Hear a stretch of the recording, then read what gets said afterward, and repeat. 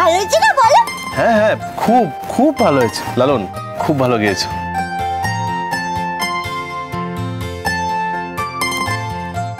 লালন, এই সারপ্রাইজটা কখনো ভাবতে পেরেছিলে কি তুমি? কি করে ভাববো বলো তো বৌমনি, ওই অবস্থায় থেকে এত কিছু ভাবা যায় তুমি বলো? কি এবার খুশি তো?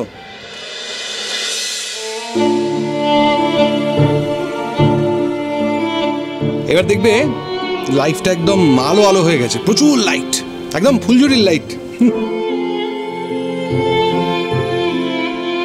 1 মিনিট দাঁড়াও, দেখো কাকে এনেছি।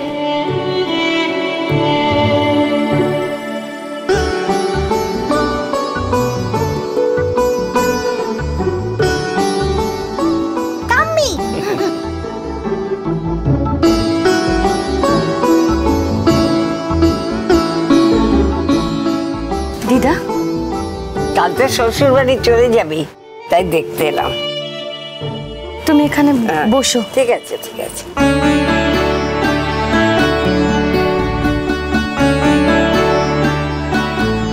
কিরে লালন, সব ঠিকঠাক তো? শুধু ঠিক আছে কি ঠাম্মি, ঠিকের চেয়েও অনেক বেশি আছে।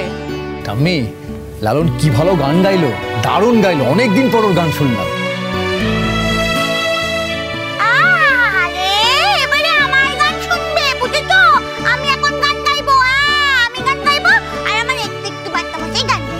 আরে তুমি গাও না, আবার আমি কেন? হ্যাঁ, আমি তো তোমার গানের ফ্যান, আমি তোমার গান দিনের পর দিন শুনতে পারি। আমি না গান নিয়ে পুরো উন্মাদ, গানের জন্য নাওয়া খাওয়া ভুলে রাখতে পারি আমি। কোথায় হাওয়া হয়ে গেছিলি আমাদেরকে এখানে বসিয়ে রেখে? এই এখান কি রে বল, বাসর ঘর। তোকে একটা বাসর ঘর গিফট করলাম আমি, না হয় আমার জায়গায় লালন বসে আছে, কিন্তু বাসর ঘর তো পেলি। দেখ, অঙ্কুর কিন্তু চলেই যাচ্ছিল। কোথায় যাচ্ছেন আপনি?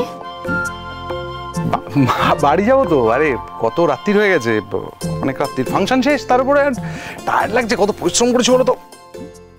আপনি আরেকটু। এবার যদি আমি আপনাকে জোর করি,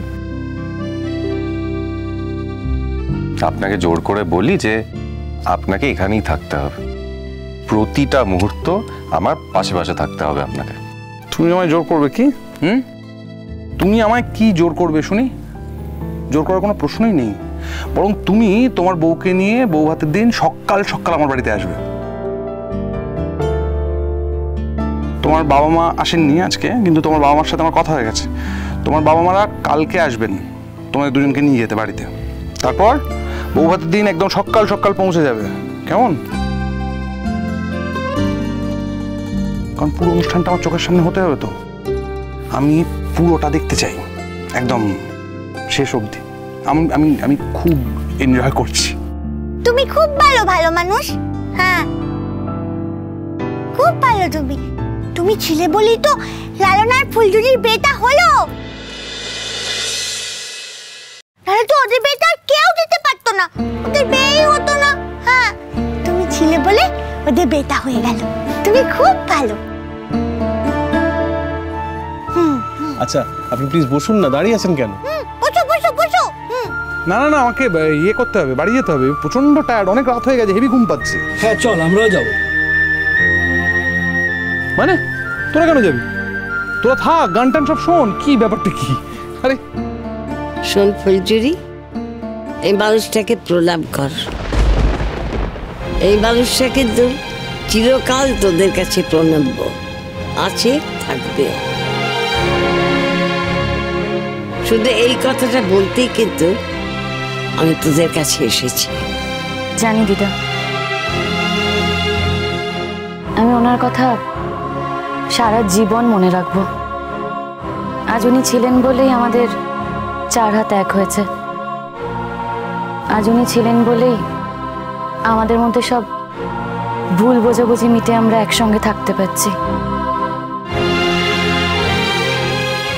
আমি আপনার কাছে চিরকৃতজ্ঞ।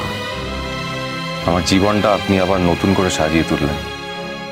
ঠিক যখন আমি ভাবতে শুরু করেছিলাম যে আমার আর জীবনের কিছু বাকি রইল না, সব শেষ হয়ে গেল, তখন আপনি এসে বাঁচার রসদ দিলেন। শুধু আমাকে না, আমাদের দুজনকেই বাঁচার রসদ দিয়েছেন আপনি। তবে একটা কথা আমি না বলে পাচ্ছি না, আপনি কিন্তু আগে থেকে আমাদের কোনো কিছুই জানতে দেননি। তোমরা দুজন আমাকে নিয়ে প্রচুর কথা বলছো, হ্যাঁ মানে এত কথা করে ফুলঝুরি কথার। আচ্ছা যদি আগে থেকে জানাতাম তাহলে কি সারপ্রাইজটা হতো না তো? এতটা আনন্দ হতো না তো? আচ্ছা ঠিক আছে, এইটার জন্য দুজনের মনের উপর দিয়ে স্ট্রেস গেছে, তাই তো? তার জন্য আই এম রিয়েলি সরি। হ্যাঁ ইয়েস আই এম। আরে স্ট্রেস তো গেছে। দেখো আমি খুব ভালো করে জানি ফুলঝুরি, যখন তুমি ভাবছিলে যে আমি তোমায় বিয়ে করব, সেই সময়টা তুমি একরকম বিহেভ করছিলে আমার সাথে, তোমার খারাপ লাগছিল, আমাকে নিয়ে প্রচুর খারাপ লাগা জমা হচ্ছিল। কিন্তু আমি জানি যে ফাইনাল যখন এই ক্লাইম্যাক্সটা ঘটবে, যখন তোমাদের দুজনের বিয়ে হবে, তখন এতটা ভালো লাগা আসবে যে ওই সব খারাপ লাগা কোথায় উড়ে চলে যাবে।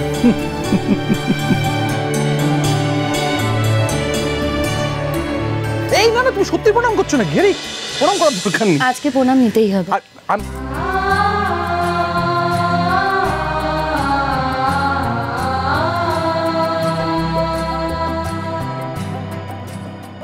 বাবা অঙ্কুর, ফুলঝুরিকে আশীর্বাদ করো।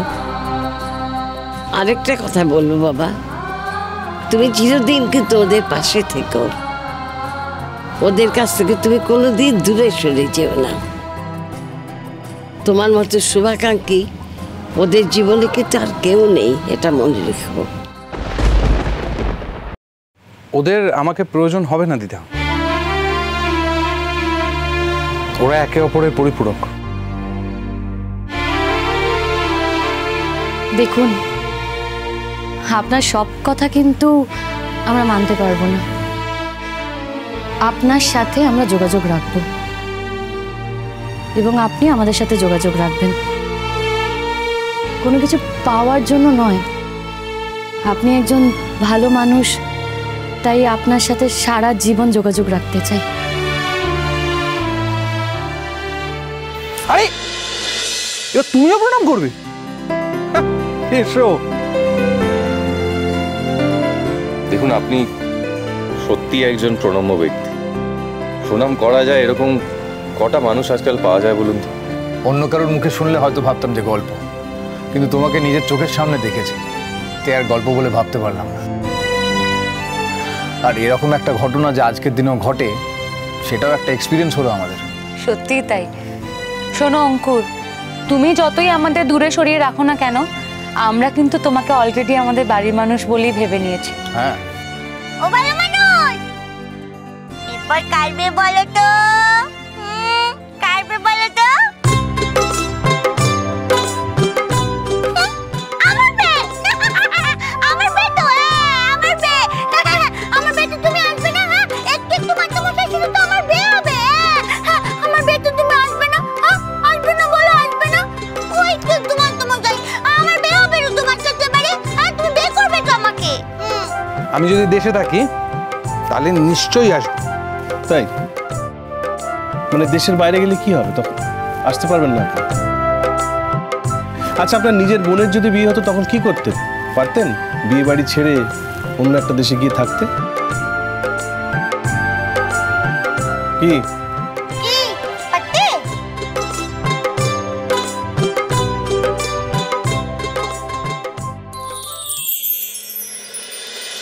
বলো কোনা